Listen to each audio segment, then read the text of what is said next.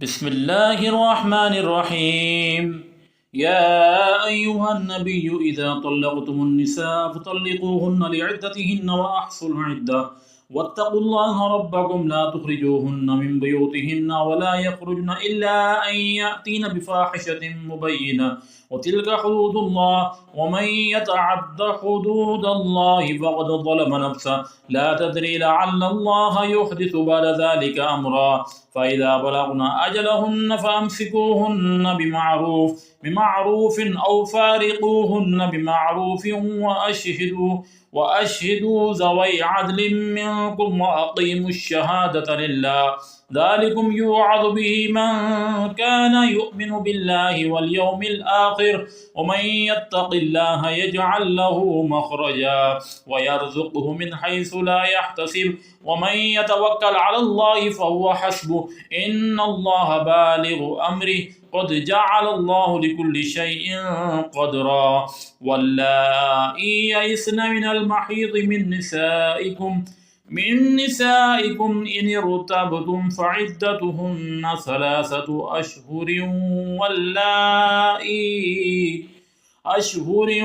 واللائي لم يحضن وأولاد الأحمال أجلهن أن يضعن حملهن ومن يتق الله يجعل له من أمره يسرا ذلك أمر الله أنزله إليكم ومن يتق الله يكفر عنه سيئاته ويعظم له أجرا ومن يتق الله يكفر عنه سيئاته ويعظم له أجرا أسكنوهن من حيث سكنتم من وجدكم ولا تضاروهن لتضيقوا عليهن وإن كن أولات حمل فأنفقوا عليهن حتى يضعن حملهن فإن أرضعن لكم فآتوهن أجورهن وأتمروا بينكم بمعروف وإن تعاسرتم فسترضع له أخرى لينفق ذو سعة من سعته ومن قدر عليه رزقه فلينفق مما آتاه الله لا يكلف الله نفسا إلا ما آتاها سيجعل الله بعد عسر يسرا وكأي من قرية أتت عن أمر ربها ورسله فحاسبناها حسابا شديدا وعذبناها عذابا نكرا فذاقت وبال أمرها وكان عاقبة أمرها خسرا أعد الله لهم عذابا شديدا فاتقوا الله يا أولي الألباب الذين آمنوا قد أنزل الله إليكم ذكرا رسولا يتلو عليكم آيات الله مبينات ليخرج الذين آمنوا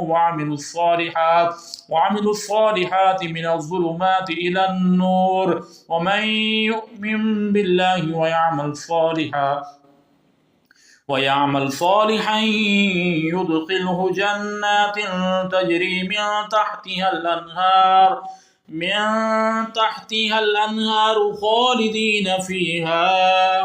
أبدا قد أحسن الله له رزقا الله الذي خلق 7 سماوات ومن الأرض مثلهن يتنزل الأمر بينهن لتعلموا أن الله على كل شيء